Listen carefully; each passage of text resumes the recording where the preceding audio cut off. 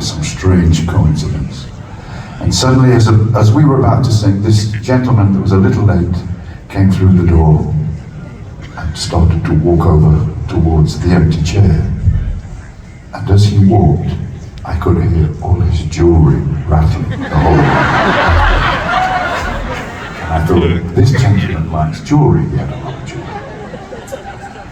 He sat next to me and we started to sing together. And it sounded incredible. But the voice next to me was something else. I'd never heard anything like it. And a voice went off in my head that said, you need to work with him and you need to introduce yourself right after this session. Which I did. And the first thing, when I introduced myself, very nervously, the first thing he said to me was, we have the same name, which of course we do. And then over the preceding hours, we became instant friends.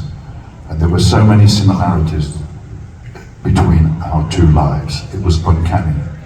And we both said, wow, this is a little strange. And it was. But we became the best of friends, and still to this day are, ladies and gentlemen, my dearest friend, Russell Hitchcock.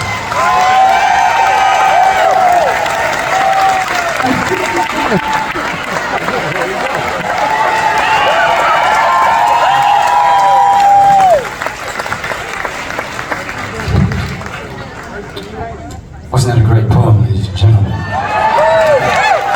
A man of many talents. I'm going to tell you a brief story before we continue. A lot of you can relate to this. I do a lot of my shopping online. Amazon is my friend. Trouble is, when you buy clothing from Amazon, it's very hard to return it when you're on the road, which we are all the time. I bought these pants. I love the shoes too.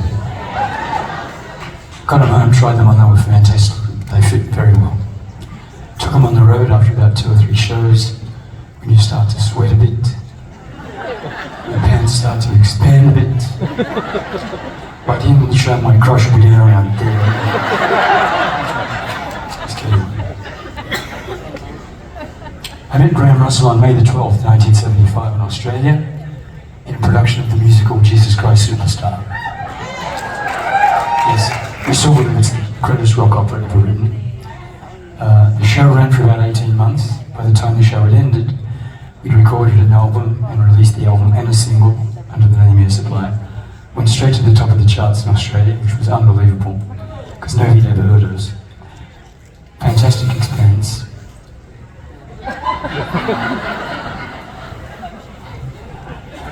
It's hard to get good help these days. Rod Stewart's management asked us if we'd like to open for him. There were 3 shows in Australia. And we said, well, we'll think about that. That was a joke. Of course we did it.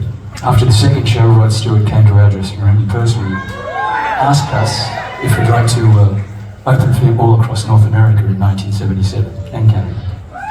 Of course, we jumped at the chance, and for those of you who are musicians or budding musicians, we played places that we'd only ever dreamed about. We played Madison Square Garden, the Forum, Three Rivers Stadium, Candlestick Park, the Astrodome, the Superdome, the Enormodome, and the Dome of Domes. Wonderful experience. We played to thousands of people every night for 3 months. And when you do that in front of a guy like that, who is arguably the biggest star in the world, still is in our opinion, you start to think that you're pretty good. And we thought we were pretty good. Then we went back to Australia and found out that we weren't pretty good at all. We were dead in the water. Couldn't get arrested. We've only done this a couple of times in our career. We realised that we had the talent. We had the songs written by this gentleman here, Graham Russell. And we had the ambition. We're going to take you back now to the early part of our career with 2 voices, 1 guitar, with the help of Mirko on piano. Big round of applause for Mirko. And 1 cello cat. Also on cello captain. You guys have been awesome already tonight, singing along. Let's make this no exception. And most of you know that we've been together for 50 years this year. You keep supporting us for, well, 5 decades now. And I remember when you first used to come to this show, you used to bring your girlfriends, your wives and your lovers, or all three, we didn't really care. Bless you, thank you for being here, we love you very much, thank you.